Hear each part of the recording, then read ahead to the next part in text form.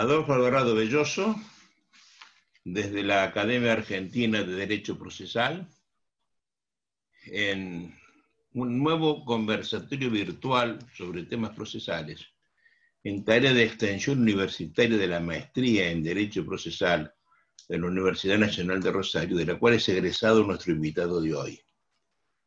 Magíster en Derecho, doctor en Derecho, profesor de Derecho Procesal. Joel Melgarejo Alegreto es también juez de primera instancia en lo civil y comercial. Tiene una importantísima labor académica fecunda, labor publicística, y desempeña el cargo hoy de vicepresidente del Instituto Panamericano de Derecho Procesal, dando lo mejor de sí para los encuentros, los congresos, etcétera, que se han realizado desde esa importante entidad. Hoy lo he convocado para hablar un poco del tema inteligencia artificial, medios, técnicos y procesos. Hola Joel, bienvenido a este conversatorio, lugar de conversaciones, para que comencemos una charla ligeramente desordenada, no pautada, amistosa, sobre este tema que nos convoca. Y que me gustaría que nos empezaras contando, ¿qué es eso de la telemática, de la tecnología? No, que yo no lo entiendo bien. ¿De qué estamos hablando de eso? Y luego, ¿qué es eso de la inteligencia artificial? Gracias, maestro. Muy honrado por su generosa invitación y hacerme partícipe. Es que en realidad sorprende de que el maestro le diga al discípulo, ¿usted qué opina? ¿Usted qué piensa? Que realmente dentro nuestro siempre están las interrogantes de preguntas al maestro. No, pero acá Entonces, es al revés. El discípulo es un hombre inteligente. por eso le digo. Oye, mira, fuera, a ver una cosa importante. Me gusta decirlo siempre. Si yo te quiero, el mérito es mío, porque el afecto se regala. Pero si yo te admiro y te respeto, el mérito es tuyo, porque eso no se regala, eso se gana. Por tanto, empecemos de nuevo. El conversatorio le pregunta al maestro al discípulo. Arranquemos otra vez. ¿Qué es eso de la inteligencia artificial y los medios telemáticos? En primer lugar, no puedo arrancar sin expresar esta generosidad y recordarles a todos que la vinculación con el maestro Adolfo Alvarado Belloso data del año 2011, cuando me integré a la maestría, una maestría que he buscado, que me ha invitado en una oportunidad Remberto Valdés de Chile, a quien lo he conocido por medio de Francisco Segura, que no ha seguido la maestría en Derecho Procesal, sino de Civil. Sí, ya había sido cuando es egresado Remberto Valdés. Y yo no fui a buscar derecho procesal. Yo fui a buscar una magia que lo dije el primer día que usted me preguntó para qué viniste aquí, en Rosario, en aquel año 2011. Y es una magia que he encontrado en usted y en muchos de sus discípulos. Y sobre todo esos días mágicos se dan allí en Rosario, en la comensalidad y en las reuniones del Instituto Panamericano. Bien, yo no sé si ya he llegado el momento de tener esa magia, pero la sigo buscando. Y ahora que nos trae este conversatorio que usted nos regala, en primer lugar, esto de la virtualidad y los medios telemáticos. Si bien es cierto, es una realidad mundial, debemos recordar que en el Paraguay, en febrero del año 2019, por supuesto, sin pensar en una pandemia cercana, se realiza la primera audiencia por videollamada para conciliar, ratificar un divorcio de común acuerdo. Las personas Eso lo habían... hiciste vos de tu juzgado, ¿verdad? Eso lo hice yo desde mi juzgado. Mi juzgado. Era una demanda de divorcio de común acuerdo, trámite especial, donde la ley exige que se lo llama una ratificatoria. Ya separada la pareja hace mucho tiempo, el varón, marido, había regresado a los Estados Unidos, donde él ya estaba teniendo otra familia y no estaba para la audiencia porque el juicio ingresó en diciembre y la audiencia estaba marcada para febrero, porque en enero tenemos feria judicial. Y sintiéndome responsable de no marcarle una audiencia rápida en ese mes de diciembre, entonces con mi actuario pensamos en la posibilidad de llamarlo por teléfono si él estaba enterado de esa audiencia. Bien, la audiencia se llevó adelante, se ratificaron, pedimos la identificación, sus números de documentos, si ratificaba o había una revocación del poder de la abogada que le representaba a ambos, y se lleva adelante esa audiencia transcribiendo lo que había ocurrido por escrito y quitando una foto, un screen de pantalla de esa audiencia. Esa situación incomodó a todo el Poder Judicial de Paraguay en su gran mayoría. Y sobre todo propició una reunión en la Fiscalía de Paraguay donde se opusieron tenazmente, porque en el proceso de divorcio la Fiscalía es parte, ¿sí? Se corre vista, y los mismos se opusieron a que yo dicte la sentencia. Siendo un dictamen no vinculante, yo dicté la sentencia, lo cual fue recurrido. Llamativamente, meses después, ocurre una situación inesperada.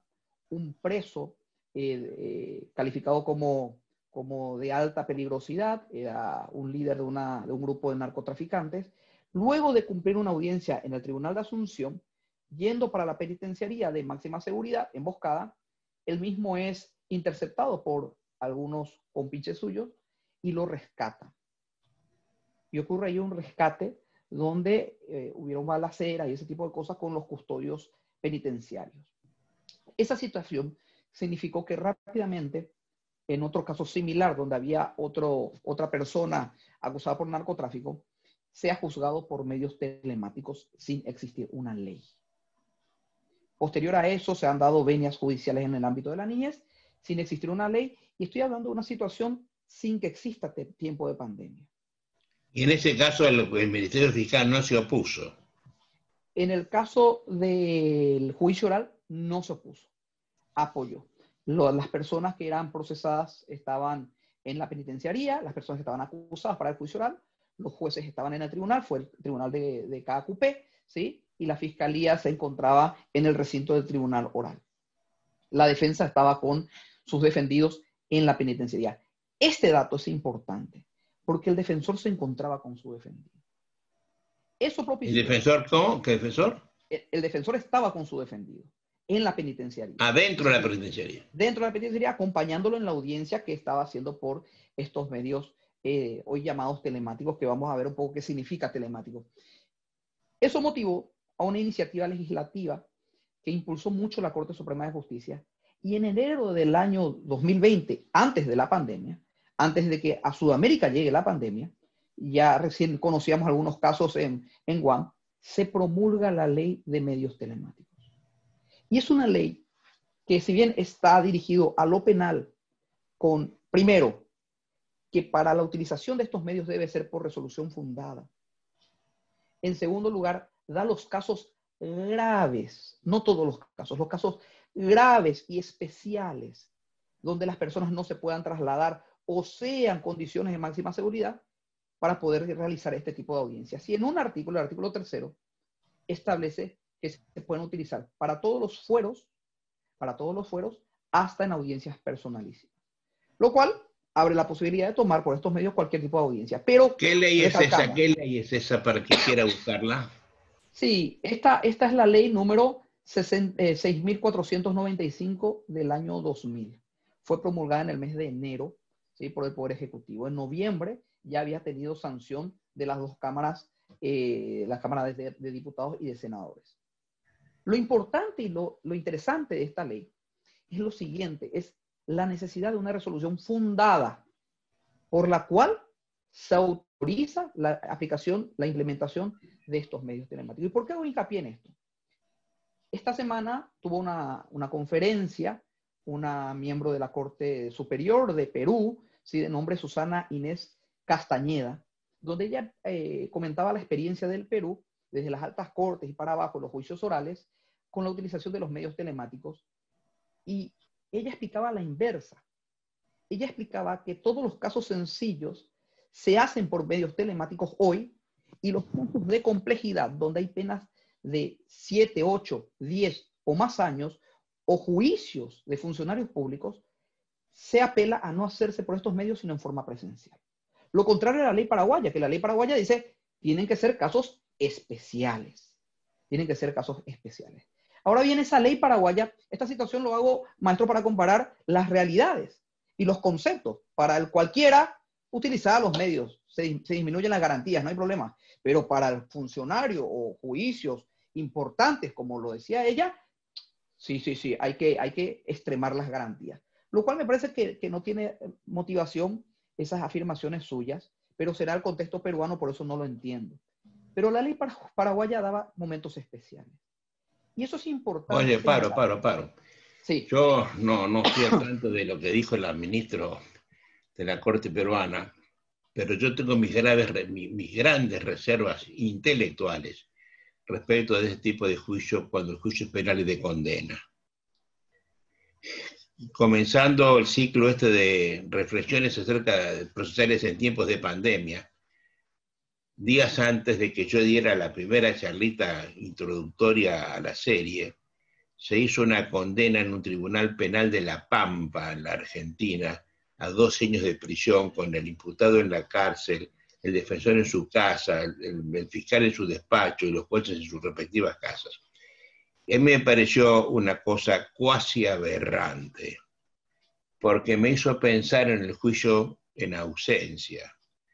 Y sin tomar partido, porque todavía me parece que es muy temprano para hacerlo, un defensor de la garantía de la libertad, que es el proceso como soy yo, me parece que poner en preso 12 años a una persona sin que el juez lo mire en la cara y el preso mire a los ojos a su juez, es una cosa muy peligrosa, ¿no?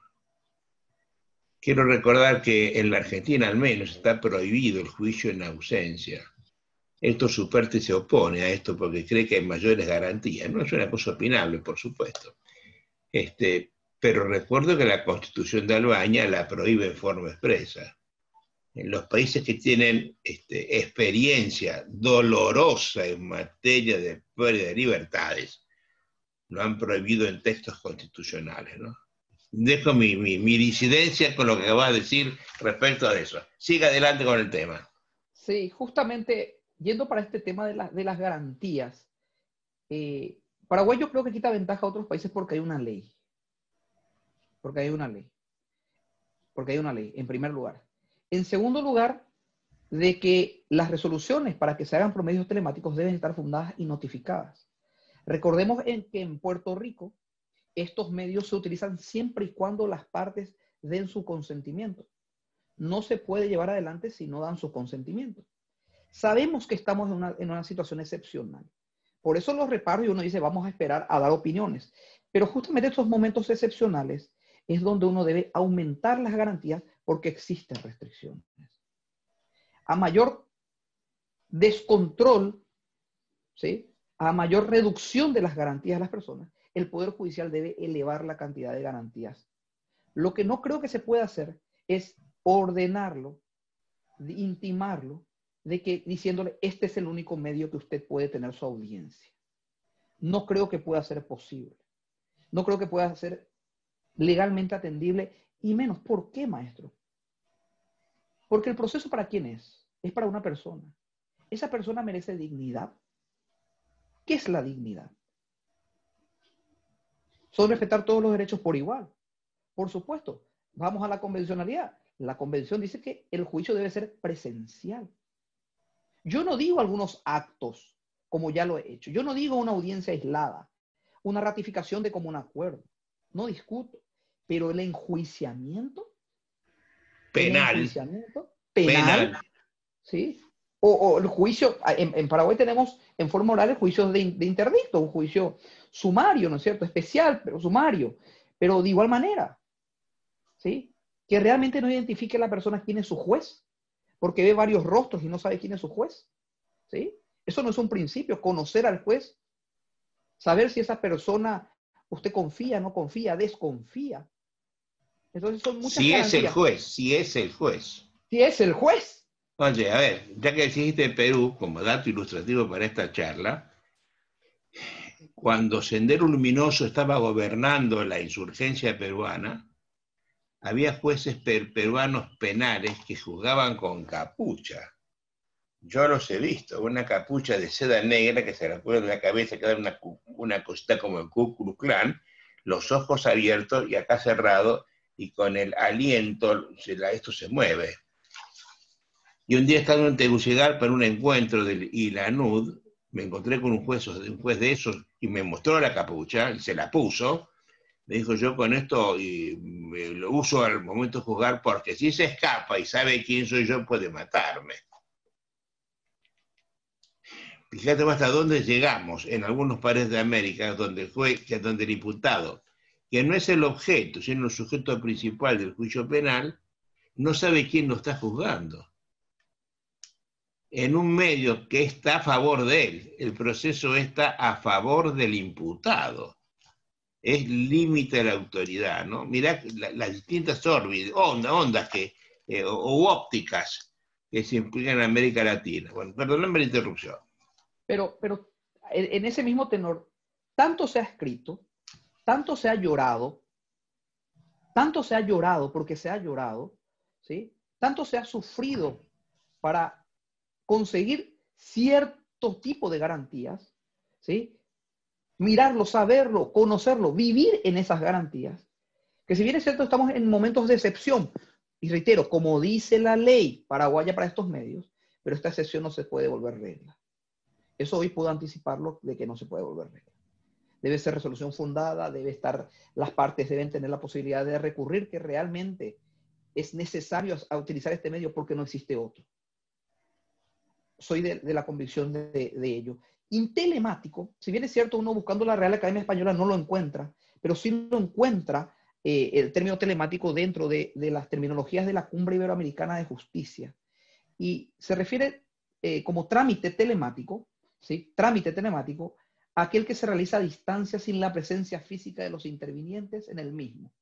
Merced al empleo de los medios electrónicos y especialmente informáticos de comunicación. Tal es el caso, por ejemplo, de las videoconferencias que permiten reuniones virtuales o de los trámites de registro y notificación. ¿Cuál es la norma que establece eso?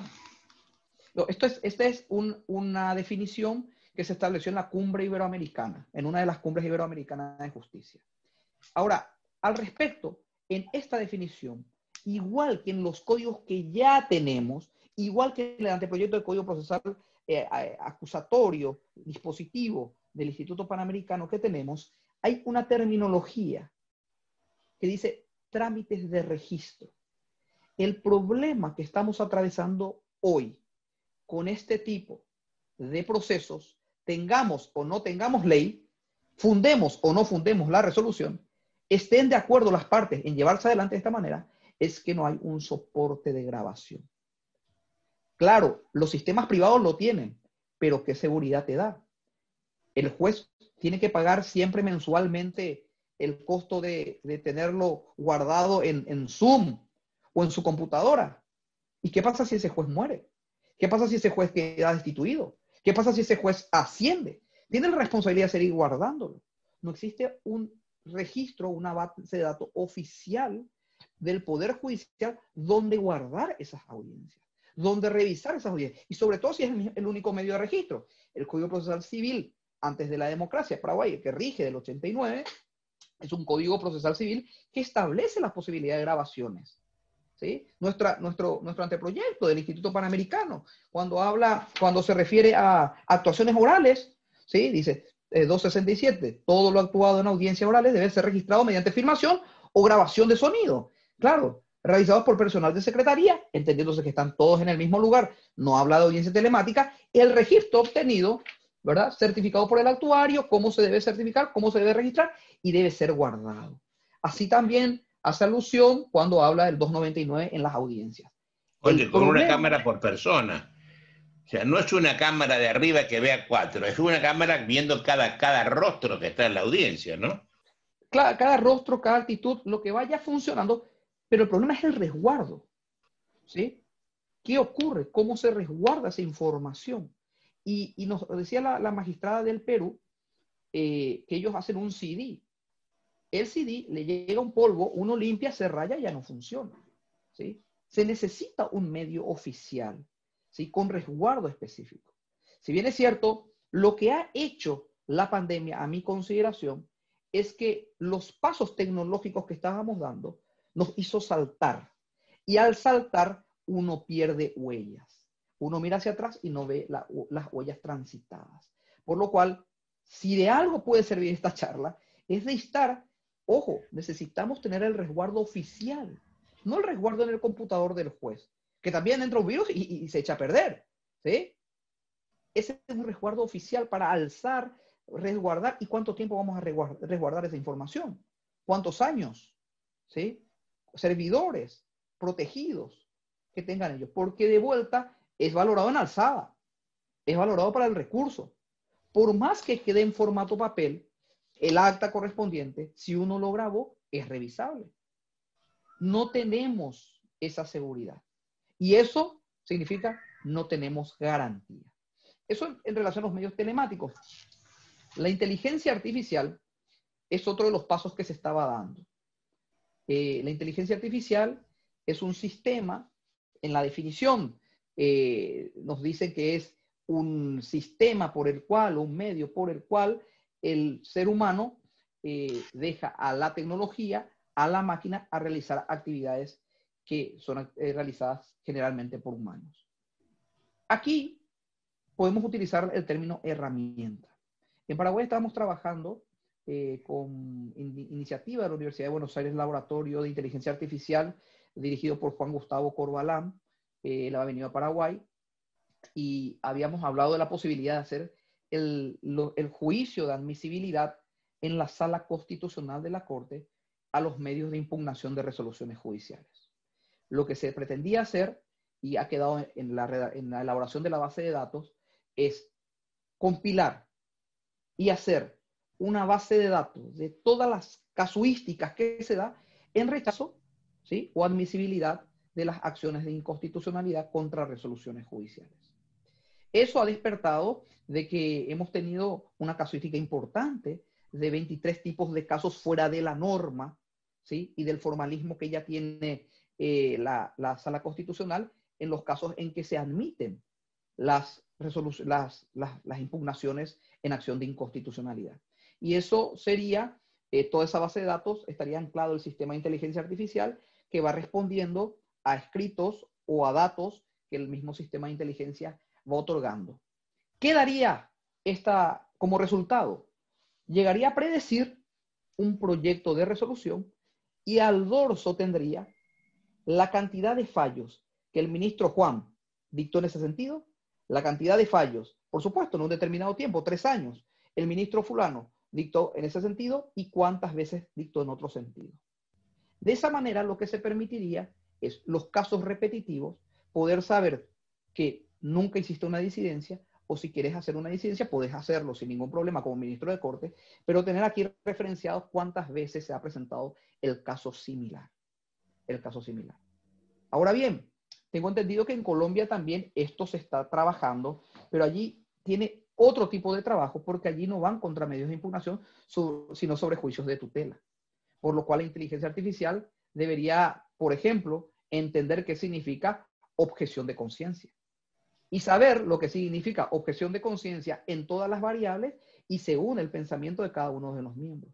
O sea, es un trabajo más sofisticado, más avanzado, que creo que ya lleva 2 años y no ha tenido un resultado eficiente. La inteligencia artificial... Te interrumpo. Yo conozco ese tema. Estaba hablando de él hace poco tiempo con un miembro del Consejo de Estado en Bogotá. Y tengo para mí que todo eso es un fraude de la libertad. Palabras que parecen duras, pero que me parece que hay que ponerlas en el tapete porque nos estamos alejando del terreno de la razonabilidad. Voy a 3-4 minutos para explicarte la posición. Yo hace muchos años tuve la oportunidad de dirigir un diario, el diario Juris de Rosario. Lo dirigí durante 10 años. El diario Juris simplemente publicaba la legislación provincial por orden consecutivo y la jurisprudencia más importante, la que los magistrados enviaban a la redacción o la que la redacción salía a buscar a los magistrados. Los magistrados te mandan a vos un fallo, tal cual una copia de lo que han escrito. Ese fallo alguien tiene que leerlo, asimilarlo, hacerlo un abstract. En términos periodísticos se llama hacer un sumario. Y el sumario tiene que ser hecho por un especialista en el tema. porque el sumario tiene que ser hecho de modo tal que lo que resulte pueda ser elevado a la categoría de norma general. Por tanto, un sumario nunca podría empezar, por lo tanto, a pesar de, no obstante. Es decir, no es una copia textual de lo que dice la sentencia, sino que es un resumen de la idea contenida en la sentencia que, una vez hecho, puede ser elevado a la categoría de artículo del Código Civil. Eso costó mucho esfuerzo. A mí me tocó hacerlo. Al final te has hecho un experto en el tema, porque años haciéndolo, y tuve la suerte de conseguir 2 abogados, nada más que 2 abogados. Uno de ellos, Fernando Povolo, que era un maravilloso sumariador, que no sumaría antes, era sumariador, para obtener la precisión de lo que estoy diciendo. Al tiempo, salió un diario de competencia, y el diario de competencia no puso especialistas en lo civil, en lo comercial, en lo procesal para hacer el acta, sino puso estudiantes de derecho. Les pagaban menos. Y entonces lo que hacía el estudiante era tomar el fallo, cortarlo y mandarlo como sumario. Entonces empezaron a dar, no obstante, a pesar de, infrecuentemente, y eso no es lo que se quiere hacer.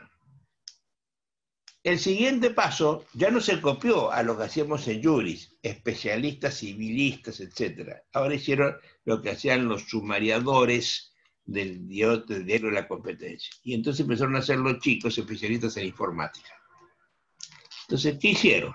Vieron la palabra incompetencia y juntaron incompetencia. Vieron la palabra duda razonable y juntaron dudas razonables. O como acabas de decir vos, pues estamos hablando de ciertas palabras con un contenido emocional, un contenido espiritual, muy importante. Eso no se ve en lo que están haciendo.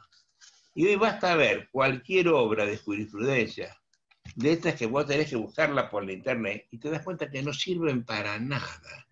Porque te traen 4.000 fallos de cualquier cosa con la palabra competencia o con la palabra plazo razonable. Eso es lo que está ocurriendo en la acción de tutela y lo que va a ocurrir cuando quieran hacerlo, ¿no es cierto? Es decir, la inteligencia artificial no es la inteligencia tuya, la del hombre pensante y la del hombre que razona. Busca palabras, busca concomitancias de ideas. Y cuando eso ocurre, realmente no sirve. Y eso es lo que ha motivado que las sentencias actuales, particularmente de corte, con el sistema de corte y pegue, copio, corto y pego, hay sentencias de 200 páginas que no dicen nada, o que están poniendo puros abstracts, puros sumarios, que si los vas a leer, no tienen nada que ver con el caso del juzgamiento, ¿no? O sea, yo soy un hombre que estoy desilusionado con eso, ¿eh? Y si yo tuviera que legislarlo, le bajaría el pulgar como hacía Nerón con la gente que estaba en el circo máximo, ¿no? Ahora sí, con esta disidencia espiritual mía, te pido que sigas con la inteligencia artificial. Pues te voy a preguntar, ahora te voy a preguntar si la inteligencia, esto puede sentenciar una libertad. Ahí vamos. Lo siguiente, si la inteligencia artificial es compilar, porque no hablamos de sumario, ¿sí? Que es otra cosa, pero sí, porque es lo que hacen, es compilar los fallos, ¿sí? Ver los similares, y esos similares, este es el modelo de esos fallos similares. Ahora bien, hemos llegado al momento, como decía en aquel tiempo Jeremy Bentham, donde el normativismo, y decían, hemos llegado a la redención. La norma es la norma, o ahora lo que fallamos, ya fallamos y no puede cambiar, ¿sí? No puede haber un asunto que ha sido confirmado en primera y en segunda que sea de interés social que la Corte se expida. Si vamos a la inteligencia artificial, eso no podría ser fallado. Pero no es necesario en la República que el Poder Judicial se expida, en algunos casos. Entonces, para eso está. Para eso está. Y sobre todo, que sea admisibilidad o no sea admisibilidad, es una resolución. Y toda resolución exige motivación, que eso se puede copiar, pero el razonamiento no se puede copiar. Y exige razón, porque es parte de la motivación. Sana crítica, que es razón. Motivación, que es razón. Por eso, Recién has dicho Sí, una cosa preocupante, Joel. Cuando me sale el papelito y me dice adelante una cosa y atrás me dice el ministro que lo dijo, este, ahí entro en otro problema. a ver, Es de público conocimiento que los ministros no hacen sus sentencias. Es de pública notoriedad que un enorme número de jueces no hacen sus sentencias. Las hacen los relatores, los secretarios, los amanuenses. Yo conozco algún caso en mi provincia de un ministro de corte que estuvo muchos años en el tribunal y que al jubilarse se fue virgen de toda sentencia. Firmaba, pero nunca hizo ninguna. ¿Cómo se puede acordar él si nunca las hizo? Es decir, lo que estamos diciendo, que esto se repite por parte de los jueces, es de manifiesta inexactitud. No es políticamente correcto lo que estoy diciendo, Melgarejo. Pero tengo edad suficiente para decirlo, ¿no? es que para evaluar la realidad creo que hay que decir cosas, ¿sí? Y hay que manejar cosas. Ahora bien, me parece interesante, porque tampoco hay que desechar, de que se sepa cuál es la posición constante y cuáles no son las posiciones constantes de los fallos. Eso sí es importante. Y yo no sé si la mente humana podría resistir de que en casos importantes sí, pero en casos de trámite, poder recordar cómo firmaste exactamente hace 5 años atrás. Lo cual, eso sí contribuiría a la inteligencia artificial. Eso sí contribuiría a la inteligencia artificial. Lo que no hay que tener miedo es de intentar utilizarlo, pero lo que sí hay que tener cuidado es pensar en que va a sustituir a la persona. Yo comencé esta charla diciendo, al referirme a la inteligencia artificial, que es una herramienta. Es una herramienta. Igual que los buscadores. Los buscadores de palabras en resoluciones judiciales son buscadores y son útiles, son útiles. Ahora la utilidad depende de la persona que le da. Lo que no se concibe y no creo que se pueda hacer es justamente por esa obligación de razonar del juez, el de poder sustituir totalmente el razonamiento del juez. Sí una herramienta, sí una herramienta. Es más, al poner el buscador de las resoluciones que uno dictó en la carpetita amarilla de la base de datos que uno tiene en forma personal de todas las resoluciones que ha dictado, más de 5.000 en 5 años como mínimo, ¿sí? Uno pone alguna palabra y te aparece el texto. Eso es una herramienta de inteligencia artificial que ayuda, que ayuda. Eso es válido. Eso. Pero para tener como elemento a partir del cual razonar. Claro, no es firmar la seca porque te da la inteligencia artificial, ¿sí? Porque se necesita razonar. Esa es la diferencia. Cuando a mí me dicen, por ejemplo, maestro, a ver, todos interpretamos la ley. Es cierto. Cuando usted va por la calle en Asunción que no conoce, se pregunta, aquí puedo ir a 20, acá puedo ir a 40 kilómetros. Aquí puedo doblar a la derecha, ¿sí? Uno interpreta, el ciudadano interpreta la ley. Cualquier ciudadano, ¿sí? El legislador interpreta la ley, pero da su voto político a la ley. El Ejecutivo lo aplica desde su visión política de Estado o plan de gobierno, si existiere. Pero el Poder Judicial, el juez, desde abajo para arriba, juzga la ley. Y esa es la diferencia. Y la actividad de juzgar implica a razonar. Y yo creo que existen diversas esferas con relación a las competencias de cómo juzga el juez, de cómo puede utilizar estas herramientas.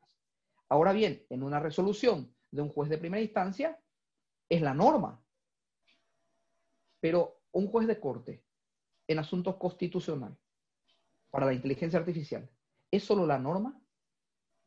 Yo creo que no. Debe ser la norma. ¿Cómo se interpretaría esa norma si es constitucional o no? La validez de la norma. El impacto social en la aplicación o inaplicación de la norma. Y algo que me suena lindo.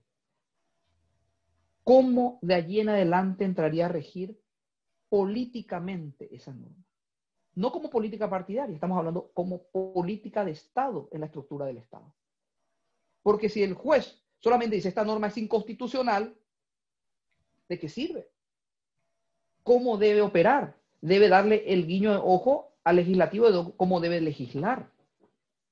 o si no, no se completa el razonamiento, yendo al razonamiento como función específica del juez. Por eso, haciendo esta pequeña, dando estas pequeñas palabras al respecto del Estado, por eso la función del juez y el razonamiento, que no creo que la inteligencia artificial pueda hacerlo. Ahora bien, no podemos desoír de que hay estudios jurídicos importantes en países importantes que tienen sistemas que saben cómo falla el juez. ¿Y cómo sabe cómo falla el juez? Y por las resoluciones que dictó. Sabemos cuál es su ideología, que es importante, eso es seguridad jurídica, no es trampa. ¿Sí? Generalmente, ¿entre cuánto da los montos de indemnización? Es una persona que da poco valor a la vida, da mucho valor a la vida, da valor al patrimonio, no da valor al patrimonio. Y para eso sirve la inteligencia artificial. ¿Sí? Entonces, esto es lo que hacía Calamandré con su libretita, anotaba una hoja por juez y qué pensaba cada juez respecto de cada cosa, ¿no? Y eso es válido, absolutamente válido. necesario es seguridad jurídica también. ¿Sí? Ojo, porque imagínense, es la gran discusión en las cortes, en la elección de cortes norteamericanas, maestro. ¿Qué ideología tiene? Por eso las preguntas que le hacen en el Senado. Porque imagínense, si esta persona, que generalmente son muy ajustados los votos, cambia el razonamiento, se debe esperar una generación para que la norma pueda tener otro sentido. Una generación, que es lo que también ocurre aquí en Paraguay, porque hay jueces que duran 5 años en su mandato, pero la tendencia, por supuesto, es confirmarlos. Ahora bien, para saber realmente cómo falló, si cambió su forma de pensar, es válida la inteligencia artificial. Lo que no creo que hay que ¿Sabés hacer, también sí. para qué, Joel? Una cosa que a nadie preocupa. Un abogado que litiga de verdad sabe hoy que si tiene un asunto A contra B por razón X, puede ganarlo en la sala 1, perderlo en la 2 y si fuere posible empatarlo en la 3. Hace muchos años Adolfo Gersi Vidal, un notable jurista uruguayo, escribió un artículo que yo le publiqué en la revista Estudios Procesales que lo llamó Jurisprudencia discordante y debido proceso y seguridad jurídica. ¿Cómo es posible que el mismo asunto, el mismo hecho, de las mismas partes, uno se gane y otro se pierda? Eso se ve todos los días en todos los tribunales. No hay un registro general de la Cámara. Cuando la Cámara tiene salas, cada sala dice lo que quiere. Y el rigor de verdad el argumento es de la Cámara, que está dividida en salas. Mayor razón cuando la Corte está dividida en salas, como ocurre, por ejemplo, en Colombia o en Chile. Y eso serviría, porque lo que hay que hacer allí es evitar la jurisprudencia contradictoria, unificar la jurisprudencia contradictoria, y eso nunca nadie lo ve, porque para eso tiene que haber un registro superior que una todas las cosas. Acá dicen que sí, aquí dicen que no. Y eso avisar a las cámaras para hacer lo que en algunas partes está legislado con el nombre de tribunal pleno, tribunal plenario, que es lo más democrático que se puede pensar, porque se pone en tela de juicio un problema. A ver, la prescripción se corre del día 1 o del día 2, y votamos 15 camaristas, y gana la mayoría, y vincula a los de la minoría, que a quienes no les gusta cambiar de opinión. Pero me parece que esto va en función de la seguridad jurídica que el hombre de a pie merece que el tribunal le brinde, ¿no? Así que para eso sirve, hay que pensarlo también sumando estos argumentos. Por ello, maestro, yo creo que no todo lo moderno es bueno, pero no todo lo moderno también es malo. No hay que tener miedo y decir inteligencia artificial va a sustituir a los jueces. Eso no va a ocurrir. Eso no puede ocurrir, no se va a permitir. Ahora bien, ¿qué es una herramienta útil? Hay que usar esa herramienta útil. Hay que darle utilidad a la herramienta. Sobre todo porque es incontrolable la cantidad de juicios y el ser humano, jueces, Estado, dentro de la dimensión de competencias y cantidad de juzgados que existen, no damos abasto, no solamente en Paraguay, sino en una realidad a nivel mundial. Por lo cual hay que echar mano a ese tipo de tecnología. ¿Esa es la razón, según vos, por la cual los poderes judiciales están buscando aplicar esto? Yo creo que sí. Y aquí hay un tema filosófico detrás. el resurgimiento del normativismo positivista, en el cual la bandera es la seguridad jurídica. La bandera es la seguridad jurídica. A ver, explícame eso, por favor. Predecibles. Explícame eso, por favor. Bien, a ver, me hace recordar a Ariel Álvarez Gardiol, cuando nos hablaba del pensamiento y nos hablaba del paradigma del pensamiento, y decía que el paradigma, según Kuhn, del Círculo de Viena, decía de que dice que el razonamiento no es la suma de conocimientos, sino de saltos que rompen y traen una nueva idea y visión de las cosas. Y eso lo llamaban paradigma. De ese paradigma clásico que trajo la filosofía desde Aristóteles, Séneca en adelante, donde era el derecho natural la fuerza, se dio un positivismo o un normativismo en el cual se da un nuevo paradigma, donde el paradigma era aplicar la razón, la inducción, la deducción, ¿sí? Después subieron la aducción, pero los medios científicos de razonamiento comprobable. Allí existió, y es el momento que yo citaba de Jeremy Bentham, el cual es el compilador, es el que decía de que aquí sale la norma y de la norma no sale nada más, ¿sí? Hasta que se da la ruptura de Nuremberg, y allí no se define, pero se rompe el antiguo paradigma normativista de que la ley y en la ley hay todo. Porque cuando vemos el sistema normativista y pendula el sistema normativista ya con Hart, donde Hart decía no solamente está la norma, sino aparte de la norma tenemos los hechos, el contexto, y ahí sumamos como fuente del derecho a la jurisprudencia, allí sumamos como fuente de derecho a la jurisprudencia, se viene la ruptura con los tribunales de Nuremberg y decimos no, están equivocados los normativistas porque en nombre de la norma, ¿sí?, se cometen injusticias, ¿sí? Lo que pasa es que Nuremberg lo que hace es introducir la moral dentro del derecho. Y el juez ya empieza a juzgar conforme su moral, no conforme su derecho. La moral es de él, el derecho es de todos, ¿no es cierto? Pero eso cambió el mundo jurídico, ¿eh? Por eso. Y hasta el día de hoy. Bien, pero no está definido el paradigma.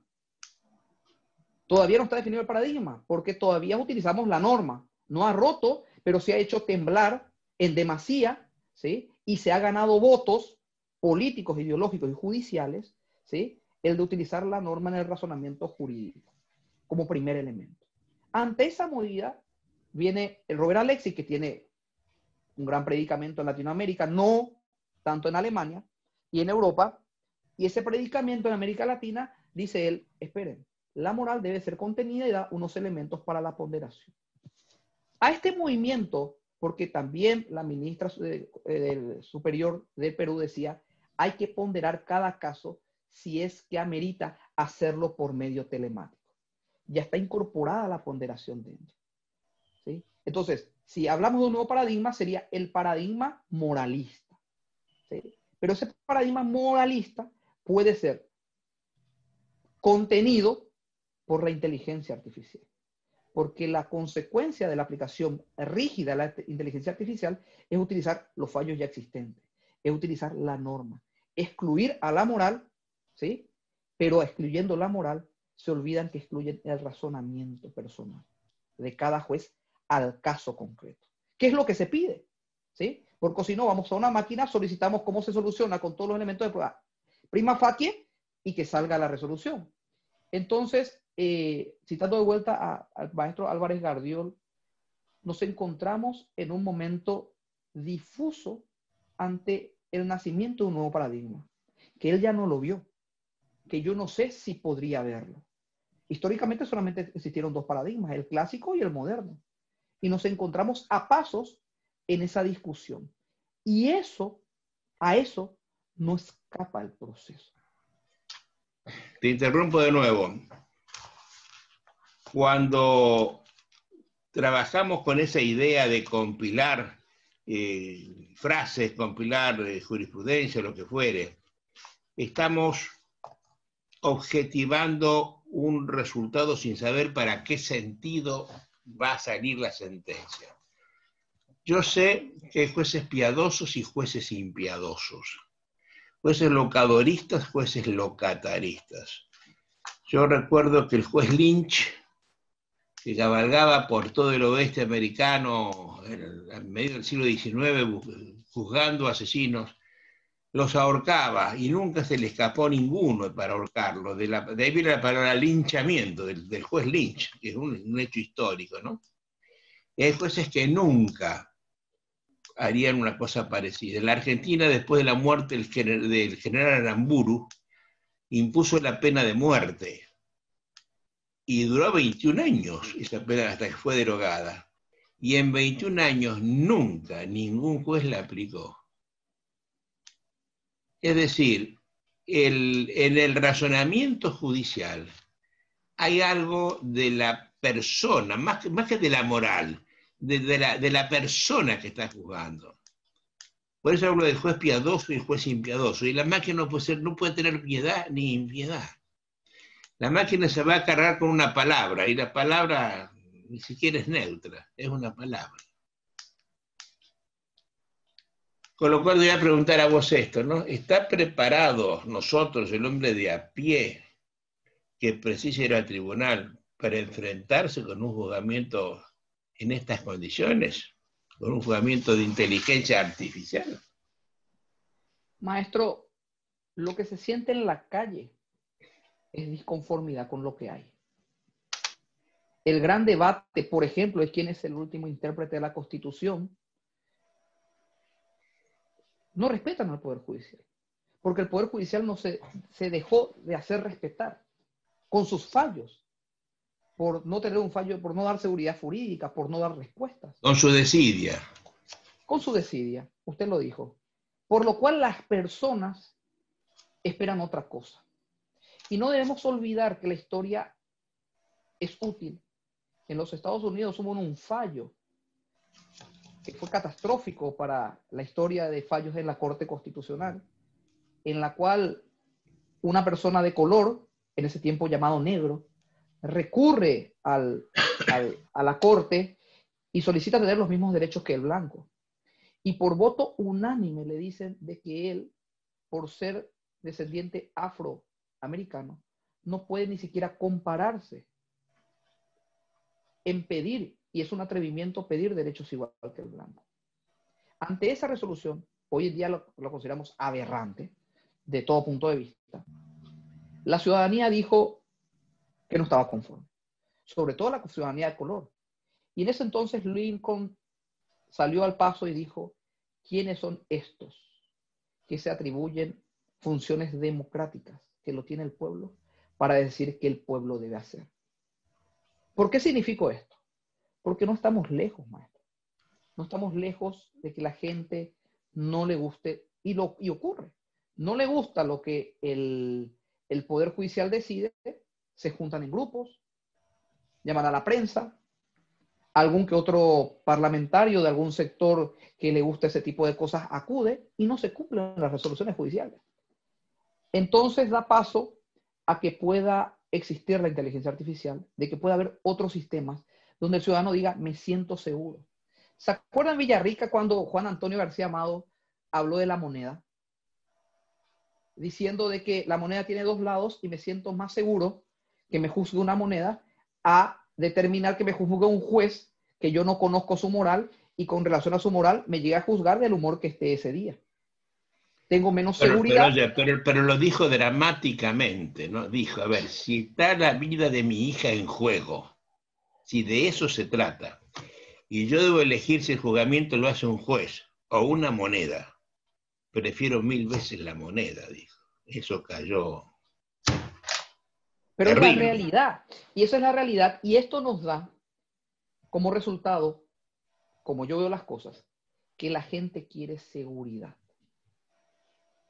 Y eso sí podría ser lo que le traiga la inteligencia artificial. Cuando yo le digo aquí está el fallo y atrás la cantidad de fallos que se fundaron o salieron en ese sentido, es eso. Y es un normativismo extremo, porque significaría el hombre ya ha alcanzado la redención y ya no hay nada más que hacer en materia de derecho porque ya se ha dicho todo. Y no creo que sea así. Entonces, lo que deberíamos hacer es congeniar esto y entender que el Poder Judicial solo no va a tener credibilidad. ¿Pero qué? ¿No va a tener?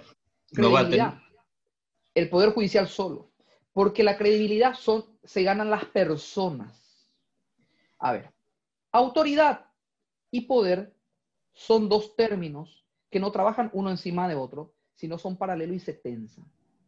Autoridad significa en la Real Academia Española grado de acreencia de la persona o funcionario que ostenta la autoridad. En Paraguay, haciendo un ejemplo medio dramático, 7 años atrás, viniendo de Villarrica para Asunción, por la ruta Paraguarí bien oscura, y estaba una persona vestida de policía, no hay patrullera, y lo para, uno no paraba, lo pasaba encima. Pero hace 3 años atrás, o 2, surgió un grupo denominado Lince, que son unos policías en motocicletas que capturaban a los motochorros, a los ladrones en motocicleta, que ha resurgido la credibilidad de la policía. ¿Qué ocurrió después? Te para un policía, esté como esté por la calle, uno se queda. El fenómeno fue tanto que a estos lince, eso se llamaba este grupo especializado, se lo invitaban a los cumpleaños. Los chicos, los niños, querían que un lince vaya y los salude en su cumpleaños. Eran sus héroes. ¿A quién uno invita a su cumpleaños? Lo invita a quien uno quiere, al amigo que uno respeta. Tu héroe. A tu héroe. Ah, bien, en algunos casos invitamos a alguna persona que no queremos tanto para que vean cómo nos quieren. También hay, sí, no es cierto, no es cierto. Pero bueno, es parte de eso. Pero viendo el ejemplo, a los héroes. Entonces, ¿qué ocurrió? Ahora en época de cuarentena, por ejemplo, se filmaba a la gente del Lince que le correteaba a unos chicos, a unos jóvenes que incumplían el horario de cuarentena y le seguían con esa picana eléctrica sin tocarlo, pero para que corran, vaya a su casa, le corrían. Y la gente compartía en las redes sociales diciendo, está bien lo que hace. Siento que uno dice, ¿cómo le va a corretear con esa picana eléctrica? ¿La prende o no la prende? Pero tienen credibilidad. ¿A qué voy? Credibilidad. Le da autoridad. A mayor autoridad, mayor ejercicio del poder. Una persona que no tiene autoridad, grado de acreencia hacia el ciudadano, no puede ejercer el poder. Y es lo que ocurre. La credibilidad, la falta de credibilidad, no es solo del Poder Judicial, es de los hombres que la componen.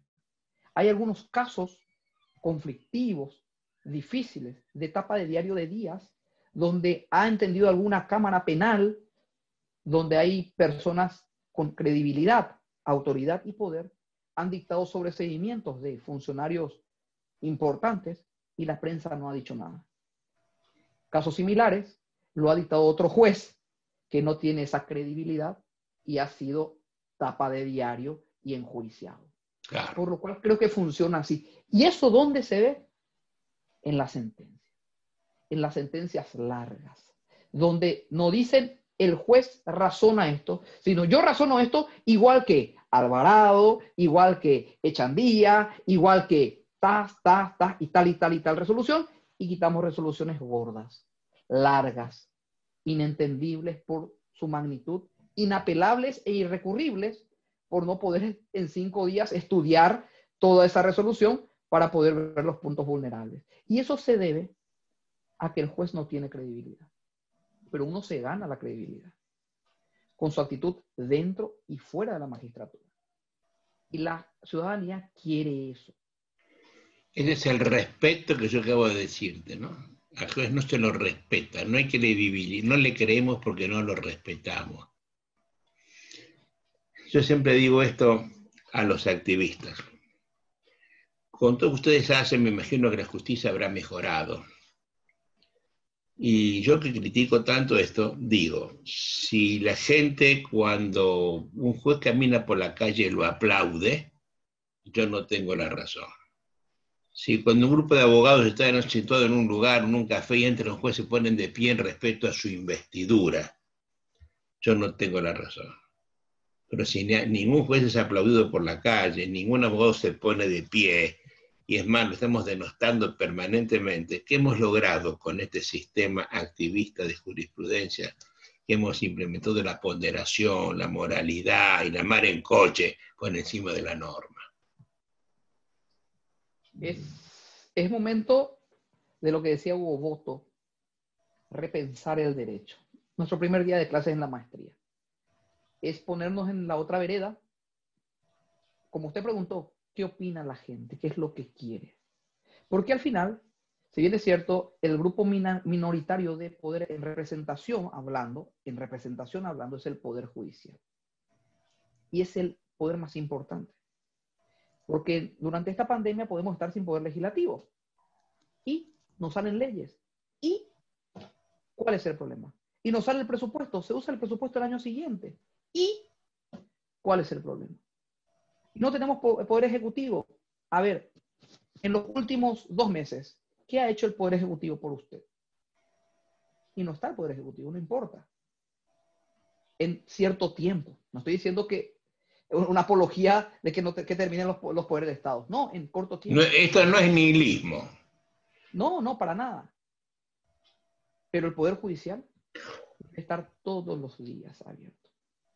Y cuanto más restricciones, mayor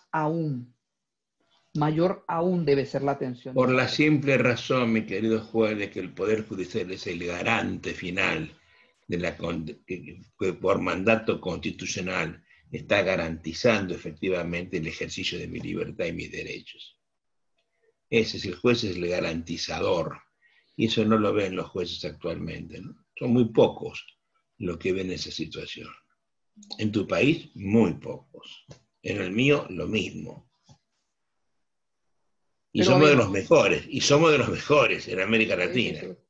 En una oportunidad, maestro, usted me había dicho de que ya en aquel año, creo que fue el 2018, 2017, justamente usted pensaba cuando sale el anteproyecto de Código Procesal General acusatorio para Latinoamérica, para procesos no penal, y usted decía, seguimos llamándonos garantistas.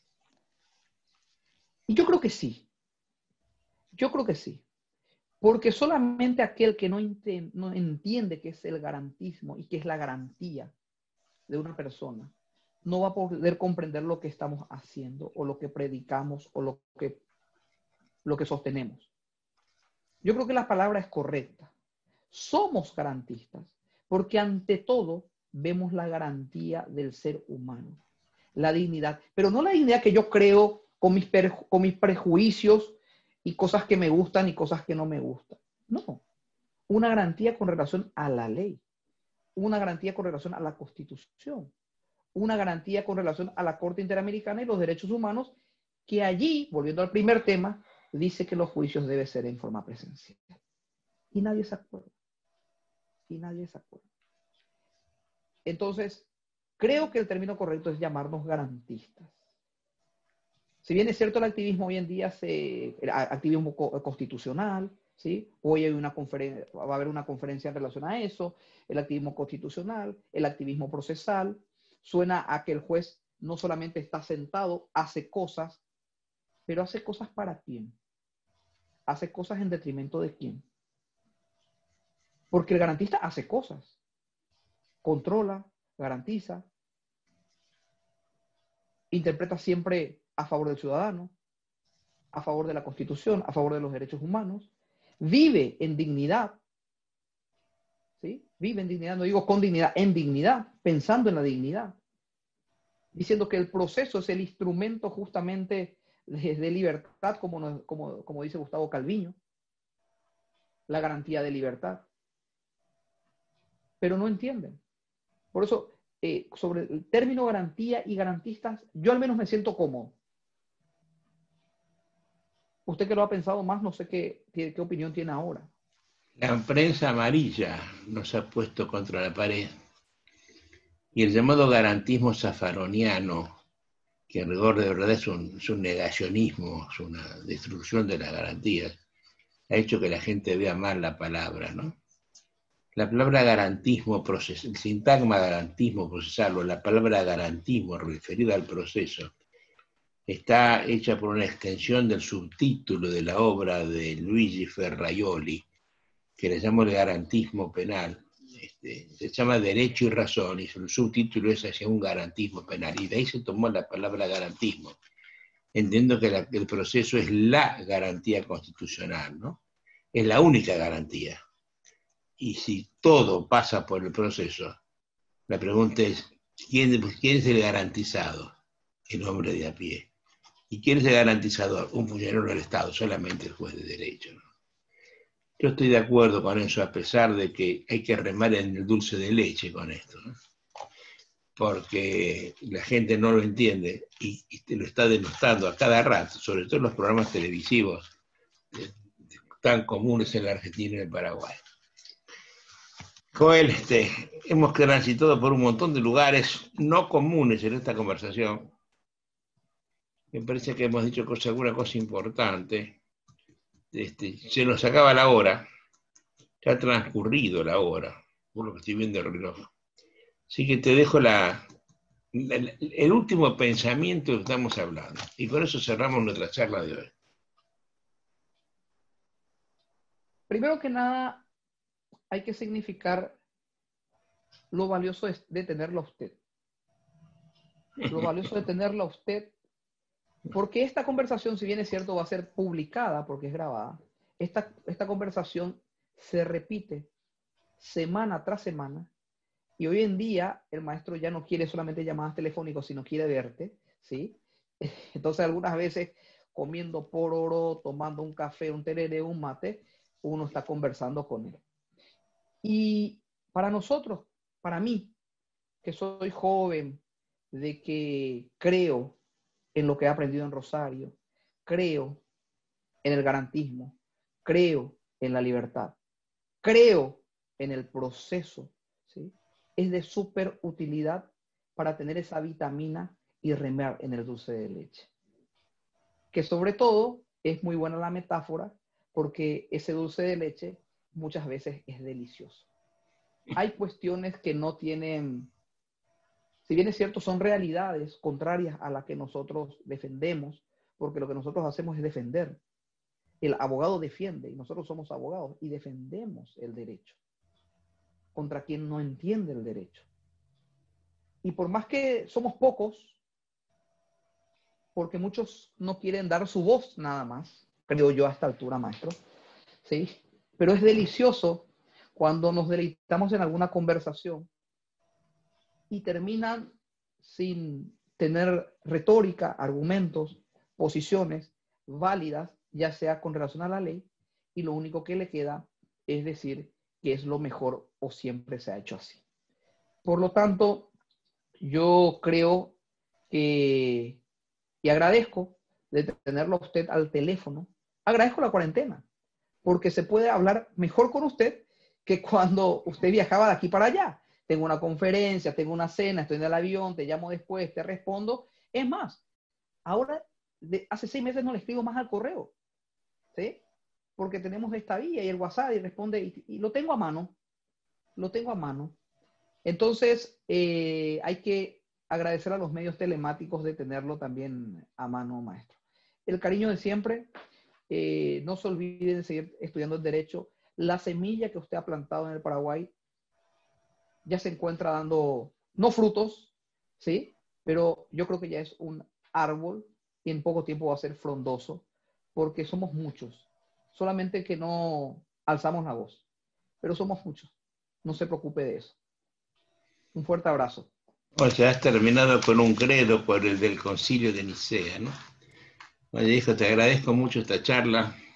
Un fuerte abrazo y como siempre, hasta pronto. O mejor, hasta siempre. Hasta siempre. Finalizamos. Gracias, hijo. Gracias, maestro.